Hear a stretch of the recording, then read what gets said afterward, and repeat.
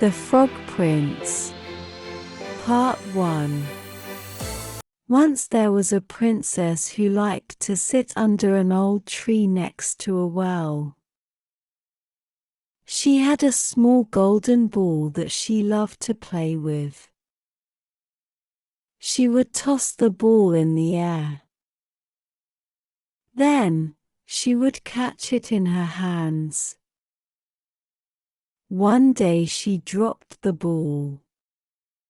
It rolled into the well and sank. The princess looked down into the well. The water was so deep that she could not see the bottom. She began to weep for her lost ball. While she was weeping, a voice called out, "What is wrong, fair princess? Why are you crying?" The princess looked up and saw a frog sitting next to the well. She was surprised that the frog could talk, but she said, "I am crying for my ball. It fell into the well." "Don't be sad," said the frog.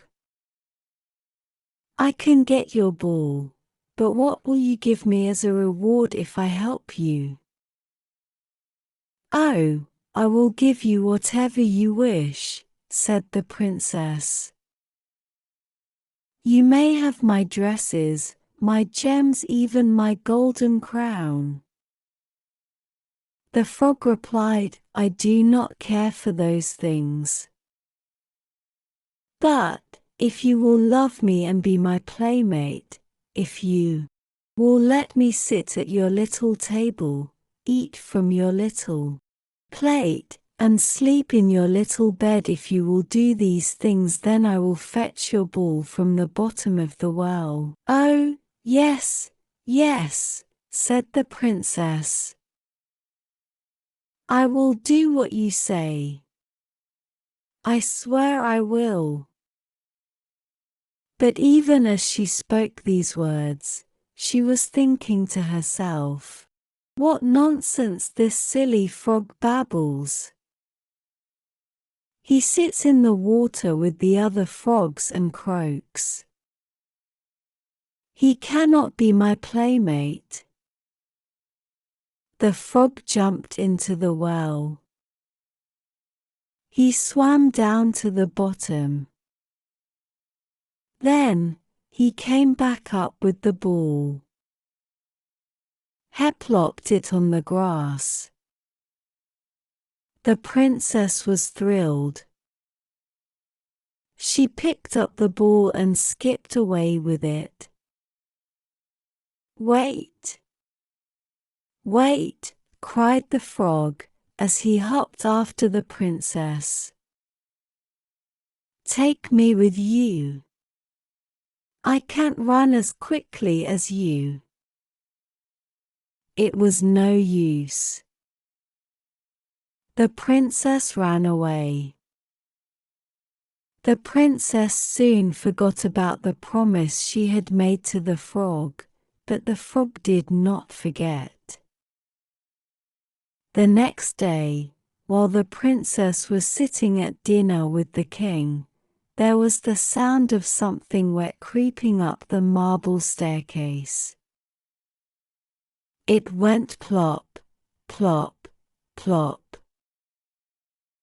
When it got to the top, it called out, "Princess, do not forget me."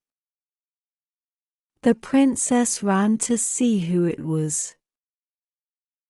When she saw that it was the frog, she shivered with disgust and ran back to the table.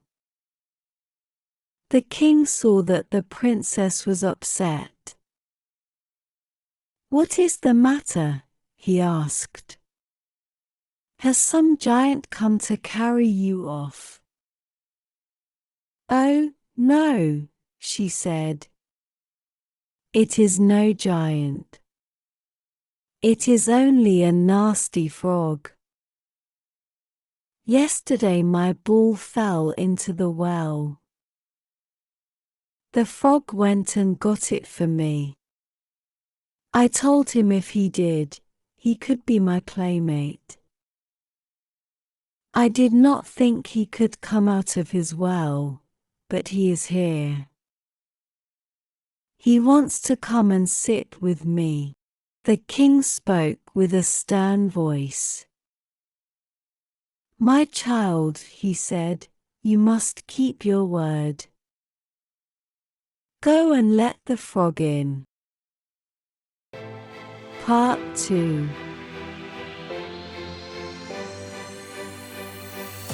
The princess let the frog in. The frog hopped over to her and cried out, "Lift me up next to you." The princess did not want to touch the frog, but the king looked at her sternly. So she leaned over and picked the frog up with 2 fingers. When the frog was on the table, he spoke to the princess. Slide your plate over here so that we can eat side by side, like real playmates. The princess shuddered, but she slid the plate over. She was so sad that she could not swallow a bite of her dinner. The food seemed to stick in her throat. After a bit, the frog said, "I am tired. Carry me to your bedroom, and I will sleep in your bed." The princess began to weep. She had found it hard to touch the frog and harder still to eat with him. The prospect of sharing her bed with the frog was just too much. "I want to go to bed," said the frog. "Carry me there and tuck me in."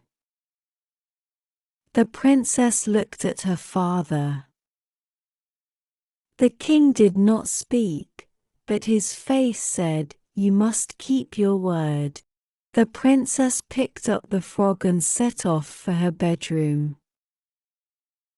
When she got there, she dropped the frog on the floor. Then, she jumped up onto her bed. The frog would not sleep on the floor.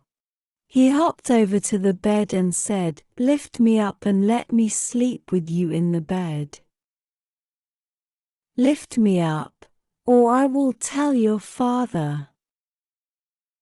The princess was angry, but she picked the frog up and set him on the far end of the bed, near her feet. There he stayed all night. In the morning, as the darkness was giving way to day, he hopped away. The next night, the frog came back. He sat next to the princess at dinner and ate from her plate. This time, the frog would not sleep at the foot of her bed.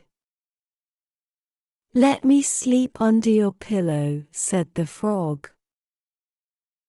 The princess grumbled, but in the end she let the frog slip under the pillow. In the morning the frog hopped out of the bed. This time, when his legs hit the ground, something happened to him.